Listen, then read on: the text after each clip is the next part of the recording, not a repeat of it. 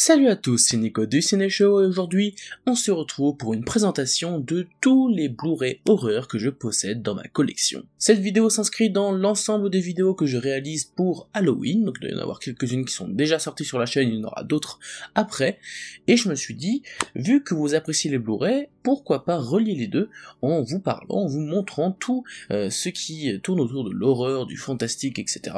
dans ma collection, ce qui va vous permettre de voir un petit peu quels sont les genres de films que j'apprécie énormément dans ce style. Mais comme vous pouvez voir derrière, il y en a vraiment beaucoup, donc je vais passer très vite sur certains films parce que sinon ça va durer des plombes.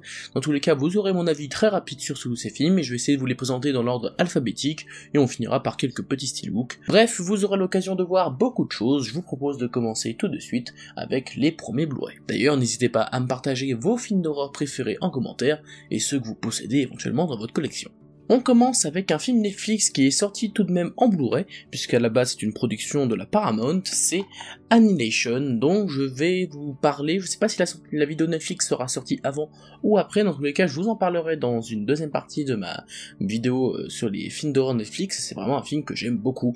Vraiment une petite pépite, je vous le conseille. Ensuite, un film que j'ai pas vu, Black Christmas, apparemment c'est le remake d'un film des années 80 ou 90, je sais plus exactement. Je l'ai pas vu, je sais pas ce que ça vaut, apparemment c'est pas foufou ce remake, on verra. Ensuite, un film d'horreur que vous devez découvrir sans rien savoir, La Cabane dans les bois, un film au premier abord assez classique, mais qui se révèle très surprenant, c'est vraiment cool. Ensuite, les deux films Candyman, alors normalement j'ai aussi le deuxième qui doit être dans le coin, mais je l'ai pas retrouvé, là du coup vous avez l'original, avec la BO de Philip Glass et réalisé par Bernard Rose, et la suite reboot fait par Nia DaCosta, et j'aime beaucoup ces deux films, j'ai même tendance à préférer celui-là, le tout dernier, mais c'est vraiment juste une question de goût, parce que honnêtement évidemment que celui-là a instauré des bases qui sont vraiment uniques, avec une BO extraordinaire, donc ce sont deux excellents films que je vous conseille, surtout évidemment le premier qui reste un classique. Ensuite, l'un de mes films en found footage préférés, Cloverfield, vraiment un film que j'aime énormément. J'ai pas mis le deuxième et le troisième parce que pour moi c'est pas vraiment des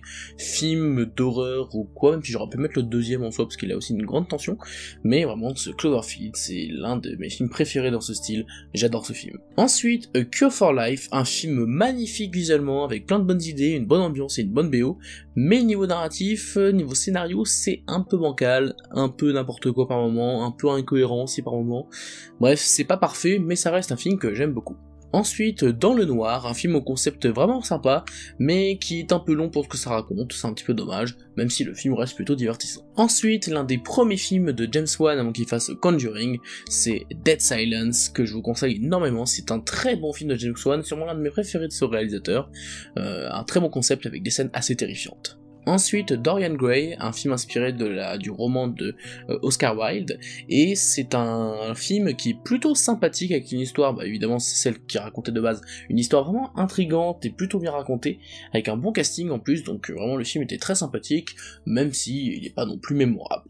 Ensuite, The Divide de Xavier Jans, un film qui m'a pas mal surpris, je m'attendais vraiment à un film pas ouf du tout, et au final je trouve que c'est vraiment un plutôt bon film post-apocalyptique, un huis clos vraiment tendu, avec de très bonnes idées, c'est pas parfait pour autant, il y a 2-3 trucs un peu ridicules à droite à gauche, mais franchement, je trouve que ça reste un très bon film. Ensuite, Eden Lake, sûrement l'un des films qui m'a le plus trauma, en tout cas de ceux que j'ai découverts ces dernières années, un film terrible, brutal, d'une violence sans pareil, que ce soit psychologique ou physique, et une fin qui m'a un peu glacé le sang, à titre personnel. Vraiment, je ne peux pas vous en dire plus, parce que ce serait vraiment vous gâcher la surprise, juste... c'est à voir, c'est pour moi un film extraordinaire. Ensuite, un film que j'ai regardé parce qu'il était tout le temps dans les bandes annonces de mes DVD, et du coup j'étais toujours curieux de voir ce que ça valait, c'est L'Empire des Ombres avec Hayden Christensen.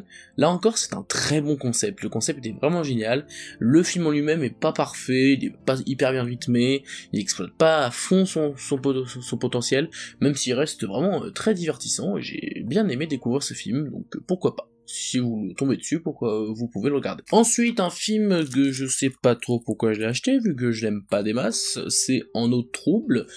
C'est pas foufou. En vrai, celui-là va encore, c'est surtout sa suite qui est vraiment très mauvaise. Dans mon flop de l'année, c'est garanti.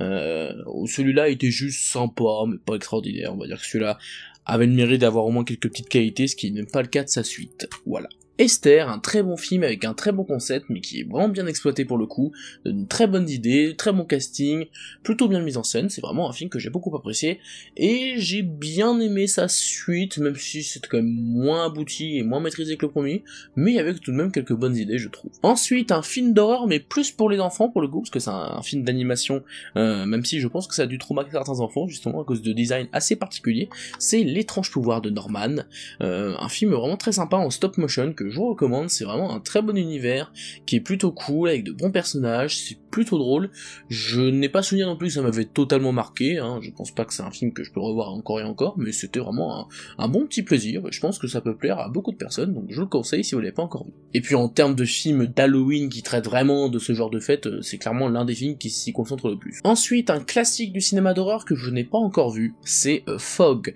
de John Carpenter. Ça fait partie de la longue liste des films de John Carpenter que je n'ai pas encore vu, mais que je compte bien découvrir, donc ce sera chose faite, un C4, je ne sais pas quand précisément, mais en tout cas, je vais découvrir ce Fog un jour. Ensuite, un fan footage, vous allez voir quand même que j'aime vraiment bien les fan footage, même si, bon, il y a beaucoup de très mauvais films, et celui-là en soi, il n'est pas exceptionnel non plus, c'est vrai que j'aime beaucoup ce style de film d'horreur. Là, on a Gallows, qui est un film sur des lycéens ou des étudiants, je sais plus exactement, qui retournent dans une école pour rendre hommage à un ami qui s'était malheureusement pendu par accident lors d'une représentation de théâtre, il me semble, et bah en fait il y a son esprit qui vient un peu hanter, enfin voilà, c'est classique, il n'y a pas de grande révolution, mais ceci étant dit, j'ai trouvé que c'était assez efficace. Ça n'était pas trop long, à la 1h20, ça perdait pas son temps. Dans mes souvenirs, les personnages étaient certains un peu insupportables comme d'habitude, mais franchement, pour en avoir vu pas mal dans mes souvenirs, celui-là c'était pas non plus une grosse daube, un truc comme ça. Celui-là je trouvais que ça allait, même si c'est clairement pas un must-see, hein, c'est juste un film que j'ai trouvé plutôt sympa. Ensuite, l'un des films cultes des années 2010, hein, je pense qu'on peut le dire, c'est Get Out de Jordan Peele. Alors je suis pas non plus un immense fan de ce film, hein, pour être honnête, je le trouve très bien, mais j'ai jamais trouvé ça exceptionnel, enfin à titre personnel, même si ça reste vraiment un très bon film, qui est vraiment très très cool, hyper bien mis en scène, très bon casting, le concept est sympa, même si on sait tous que le meilleur film de Jordan Peele, bah c'est assez dur, c'est entre Us et Nope, moi c'est ces deux-là que j'ai préféré, à titre personnel. Ensuite, un remake américain d'un film japonais, mais qui est aussi un film américain, qui est apparemment pas bien du tout, mais je l'ai pas encore vu, c'est The Grudge, la version de 2020, je crois. J'ai pas vu la version japonaise originale, mais j'ai vu la version américaine de 2004, que j'ai revendue, parce que j'ai trouvé ça nul. J'ai trouvé ça hyper nul. Désolé, hein, ça se trouve, il y a des gens qui ont trouvé ça incroyable et qui ça les a marqués. J'ai trouvé ça nul, mais alors vraiment je trouvais que ça jouait pas bien, que la mise en scène était au frais, ça faisait pas peur du tout, alors que de base The Grudge c'est un peu un traumatisme pour moi à cause des jeux que je suivais à l'époque avec Squeezie, pour tout vous dire, hein, je vous raconte ma vie. Bref, c'est vraiment un personnage qui me fait peur, mais dans la version de 2004 ça m'a pas du tout fait peur, je sais pas pour celle-là, je l'ai pas vue, donc on verra bien. Ensuite, deux films de la saga Halloween, on a tout simplement le Halloween original de John Carpenter, excellent film, et le Halloween de 2018 de David Gordon Green, qui est également très bon. J'ai pas encore le Halloween Kills, qui est sympa sans plus, et le Halloween Ends, qui est plus sympa, enfin plus le temps passe, plus je le trouve vraiment très bon, voire même au-dessus du Halloween de 2018, ça dépend, il faudrait que je le revoie. En tous les cas, ce sont deux très bons films, et évidemment que Halloween de John Carpenter est vraiment excellentissime. Ensuite, les deux films Happy Birthday, je n'ai vu que le premier, qui était plutôt cool, je trouvais ça très sympa, et le deuxième, bah, je ne sais pas ce que ça vaut, vu que je ne l'ai pas encore vu, mais en tout cas, le premier était une bonne petite comédie d'horreur qui passait bien, à voir pour la suite. Ensuite, l'un des meilleurs films d'horreur jamais sortis, alors, je pense qu'on peut aller jusque là, un film que peut-être certains trouvent surcoté, mais à titre personnel, je trouve que c'est terrifiant, tout simplement, c'est Hérédité d'Ari Aster. Bah, c'est exceptionnel.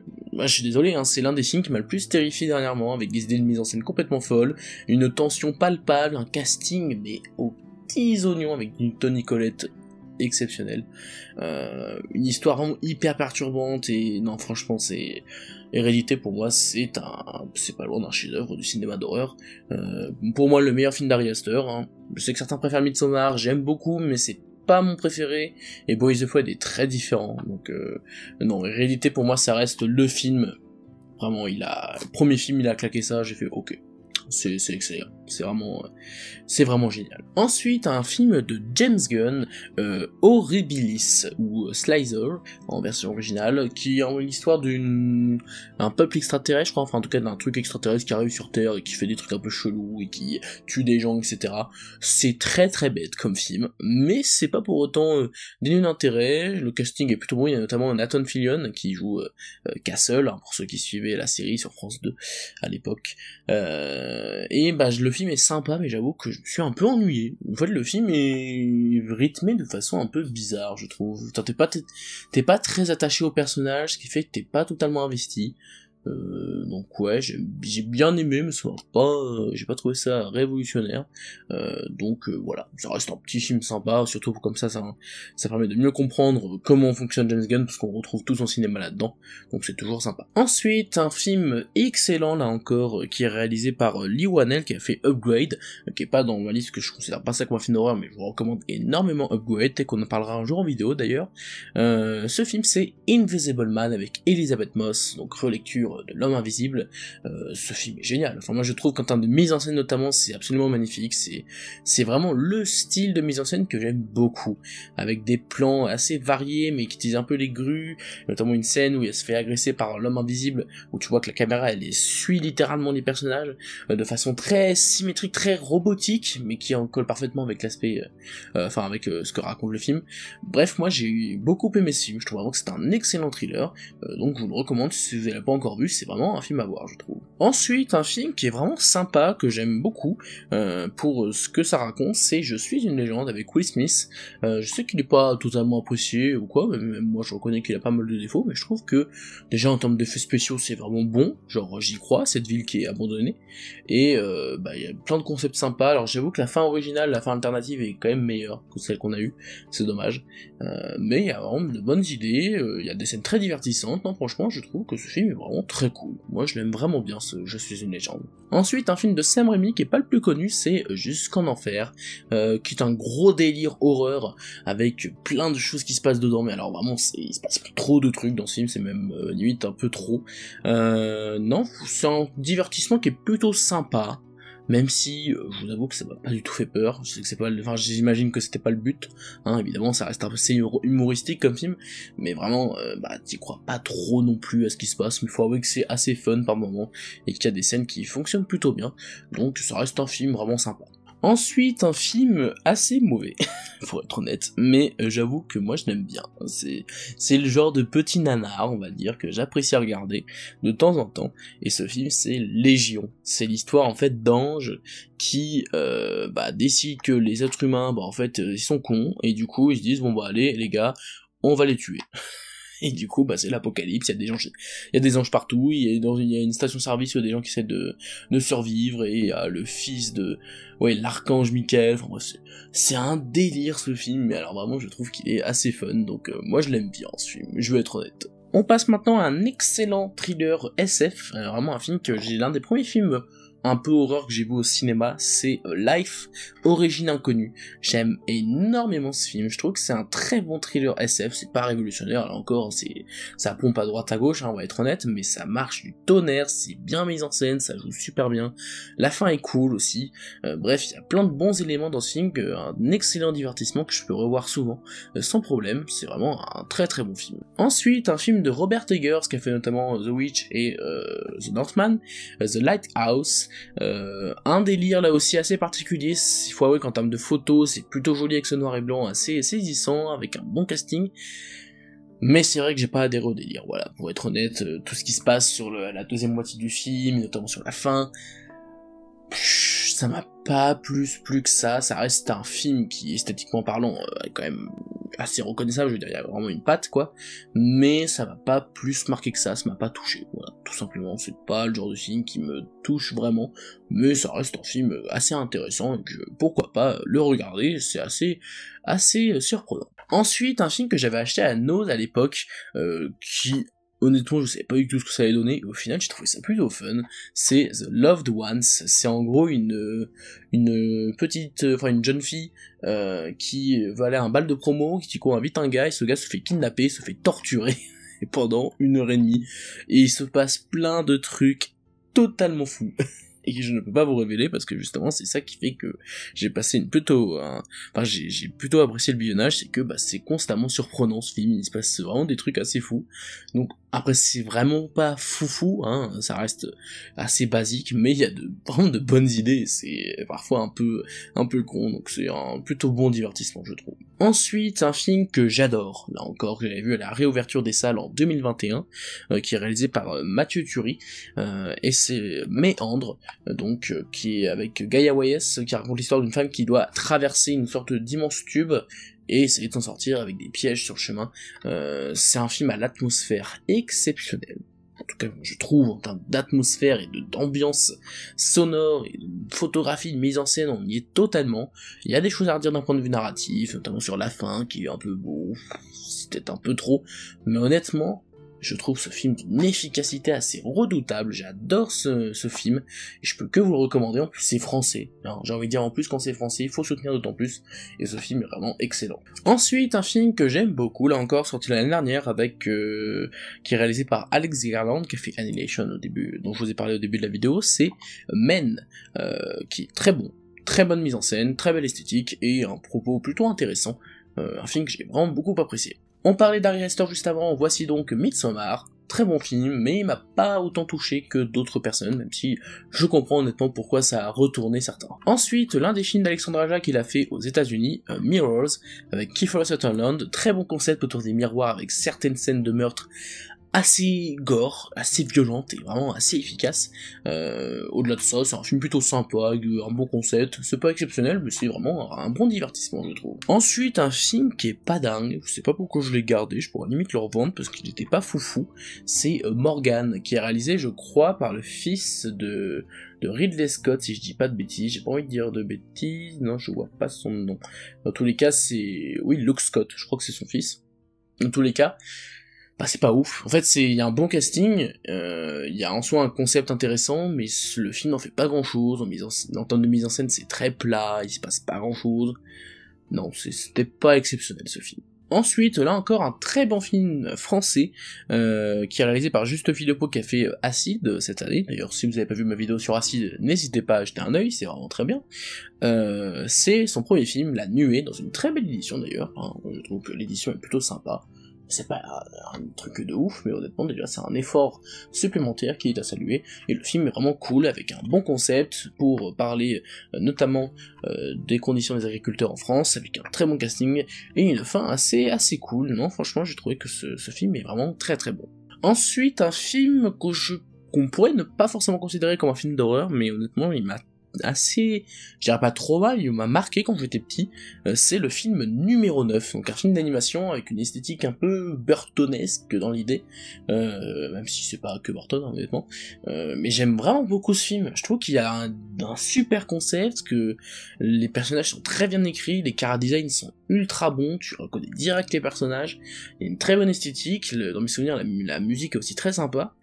Non, franchement, dans mes souvenirs, c'est un très bon film d'animation, qui est assez méconnu, donc je le recommande numéro 9, c'est vraiment pas mal du tout, un peu barré, mais non, franchement, dans mes souvenirs, c'est vraiment très bien. Ensuite, un film de M. Night Shyamalan, Old, c'est très cool, c'est un concept plutôt cool, le twist final est pas à moitié cool et à moitié ouais c'est un peu facile, mais ça reste dans l'ensemble un plutôt bon film. Ensuite, un film que je n'ai pas encore vu mais que je compte bien de découvrir, c'est L'Orphelinat, par Juan Antonio Bayona. Pas encore vu, mais je compte bien le découvrir très vite. Ensuite, un film que j'ai regardé grâce à Guillaume Cassard, puisqu'il a fait une vidéo sur ce film, c'est Podnorum, et c'est vraiment cool, il a raison de le soutenir, c'est un très bon film de science-fiction, que je pas trouvé exceptionnel, mais c'était très divertissant. Un autre film de M. Night Shyamalan, qui n'est pas du tout apprécié pour le coup, c'est Phénomène. Je suis désolé, mais je trouve que ce film est très bon, voilà, je sais que tout le monde n'est pas d'accord, mais je trouve que ce film a de très bons concepts, un bon casting, et oui, c'est pas parce qu'ils sont en sous-jeu que c'est mal joué, parce que c'est volontaire pour moi.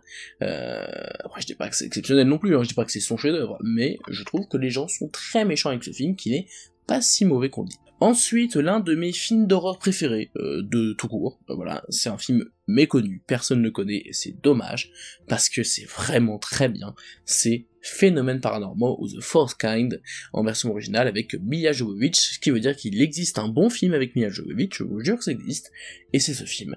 C'est un film d'horreur qui se veut être un peu une histoire vraie, mais c'est un peu de la fiction en même temps, et du coup t'as un mélange des deux qui est assez spécial, et ça donne un film autour d'enlèvements extraterrestres qui m'a glacé le sang durant certains passages. C'est pas parfait pour autant, je veux bien le reconnaître, mais durant des passages, j'avais vraiment les frissons, en tout cas. Donc c'est vraiment un film que je vous conseille, si vous ne connaissez pas, c'est vraiment un très très bon film d'horreur. Ensuite, un gros délire pas ouf, hein, mais on va dire que c'est plutôt fun, c'est Piranha 3D, ça se regarde, mais j'ai trouvé ça quand même assez oubliable.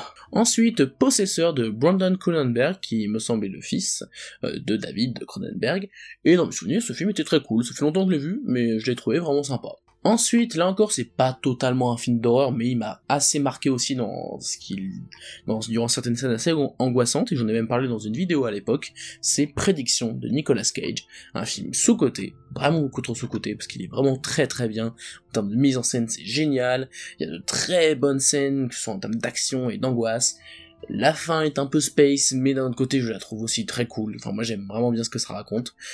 Et je sais que tout le monde n'aime pas ce film, et aussi que pas grand monde l'ont vu, mais je trouve ça génial, à titre personnel, Prédiction.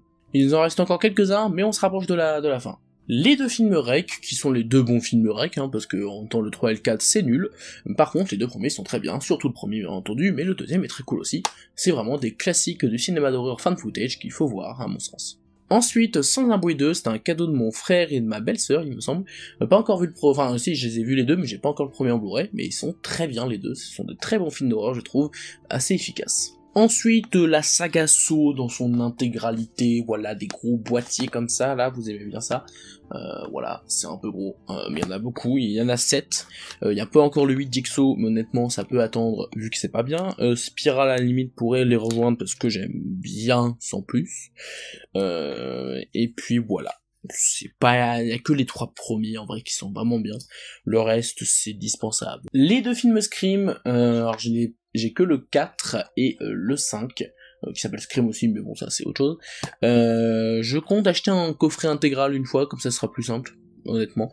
Mais en tout cas le 4 est le meilleur Scream, voilà. Et le 5 est très sympa, même si c'est pas le meilleur, même si évidemment le premier est excellent pour moi, le 4 est vraiment très très bien. Les deux films Sinister, le premier est génialissime, une ambiance à vous glacer le sang, le deuxième est pas ouf, mais il est pas dénué d'intérêt, mais il est clairement en dessous. Ensuite, Smile, l'un de mes films préférés de l'année dernière, j'adore ce film, je le trouve juste terrifiant, c'est génial, voilà, j'adore ce film. Ensuite, Sputnik, un film russe qui est vraiment très sympa, avec un concept de science-fiction assez basique, mais vraiment très efficace. J'ai vraiment bien aimé ce petit film, qui ne prétend pas être plus que ce qu'il est, et c'est vraiment très cool. Là encore, un film russe super deep, là c'est encore mieux, à mon sens, limite. Enfin, Sputnik était plus complet, mais super deep, je m'en souviens plus, parce qu'il y avait des concepts encore plus originaux, c'était beaucoup plus imparfait en termes de narration, mais il y avait des concepts de science-fiction absolument génial. Le concept c'était qu'il y avait une station de forage en Russie, et en fait ils creusaient tellement profond qu'ils sont tombés sur une sorte d'enfer. Voilà, littéralement. Voilà, le concept est vraiment assez barré, et je trouve que le film est vraiment top. Ensuite, un classique du cinéma d'horreur, The Thing de John Carpenter, c'est génial, bien évidemment, c'est un classique qu'il faut absolument voir. Ensuite, un film que j'aime beaucoup, que j'avais découvert à l'époque de sa sortie, je crois que c'était juste avant le confinement d'ailleurs, c'est le film Underwater, avec Kristen Stewart et Vincent Cassel. C'est un film d'horreur avec une sorte d'entité, peut-être pas extraterrestre, mais un truc un peu chelou, qui se passe dans les profondeurs marines, et c'est vraiment le genre d'ambiance que j'aime beaucoup, et qui me fait flipper, honnêtement.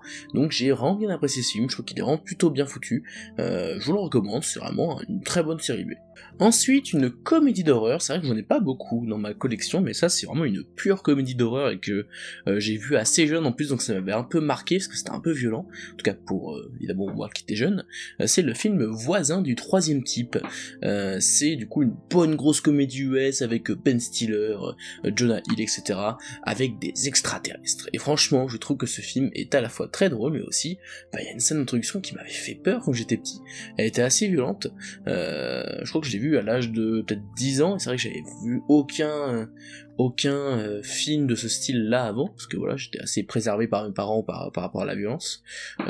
Donc ouais, j'en ai du coup un souvenir assez spécial de ce film, et dans mes souvenirs, et je crois que je l'ai revu il y a quelques temps, hein, il était vraiment drôle dans mes souvenirs. Je pense que je le reverrai un de ces quatre aussi. Dans mes souvenirs, il était vraiment très très drôle. Donc je vous le recommande si vous l'avez pas vu. Et enfin, un dernier film de M. Night Shyamalan, hein, il y en a pas mal du coup finalement dans ma collection, c'est The Visit, film en fin de footage de M. Night Shyamalan, excellent. Malheureusement, je connaissais déjà le twist quand je l'ai vu, donc j'ai pas totalement apprécié, mais non, c'est vraiment une très bonne ambiance, ça joue très bien, c'est du fan footage, mais du fan footage bien réalisé, ça change, c'est réfléchi, c'est bien foutu, l'ambiance est là, c'est vraiment un très bon film d'horreur. On finit avec les steelbook horreur que j'ai dans ma collection, et on en aura fini avec cette vidéo. Tout d'abord, les deux films ça, donc en édition steelbook. Alors le seul truc un peu bête, les éditions sont en soi très jolies, hein, je sais pas ce que vous en pensez, mais je trouve que les visuels sont plutôt sympas. Voilà, on peut voir ici ça chapitre 2, avec les ballons. Le problème c'est que t'as le premier qui a le titre anglais, donc It, et t'as le deuxième qui s'appelle ça, chapitre 2. C'est vrai que du coup quand tu as les tranches, bah, t'as une version anglaise, une version française, alors que c'est les versions qui étaient vendues en France, quoi, donc c'est volontaire, entre guillemets. Donc ouais, c'est juste ça qui est dommage, mais les éditions sont très jolies, et si vous voulez savoir quel est mon préféré, c'est le 2, je sais que je suis le seul, mais c'est pas grave. Ensuite, un classique de la science-fiction huis clos, c'est le film Cube. C'est un concept vraiment original, c'était tourné pour 3 fois rien, ça donne un film hyper cool, bien mis en scène, plutôt bien joué, les personnages un peu caricaturaux, mais franchement pour l'époque c'était plutôt cool, et y a de bonnes scènes, il y a des scènes qui utilisent très bien ce concept de cube avec des sortes de pièges, etc. Et donc c'est vraiment un très bon film de science-fiction, puisque le steelbook est plutôt sympa.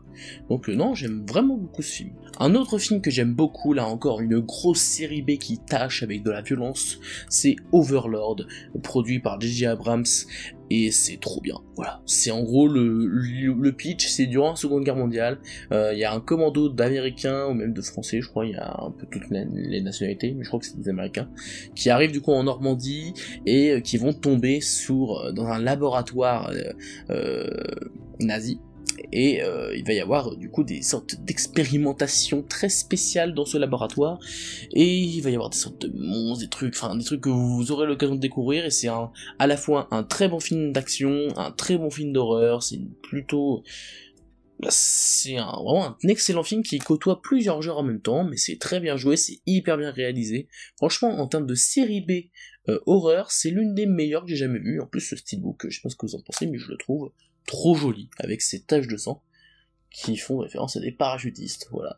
Donc ça, je trouve ça vraiment cool. Ensuite, World War Z, film de zombies très sympa, avec un générique génial d'ailleurs, avec du Muse, très divertissant, pas exceptionnel hein, pour autant, ça reste un bon divertissement je trouve. Ensuite, un steelbook qui n'est toujours pas sorti en France, donc c'est un truc que j'ai acheté en import, c'est Malignant, dernier film de James Wan. J'aime beaucoup, je sais que pas beaucoup de gens aiment, mais je trouve que c'est un bon gros délire, avec de très bonnes scènes, notamment d'action assez ouf, honnêtement. Et dernier film de cette vidéo, c'est Knock at the Cabin, là encore un M. Night Shyamalan, qui est vraiment très cool, c'est pas son meilleur, mais il y a un bon concept, ça joue très bien, notamment Dave Bautista qui est exceptionnel, et puis le steelbook là encore est plutôt sympa, donc je suis très content de cette édition.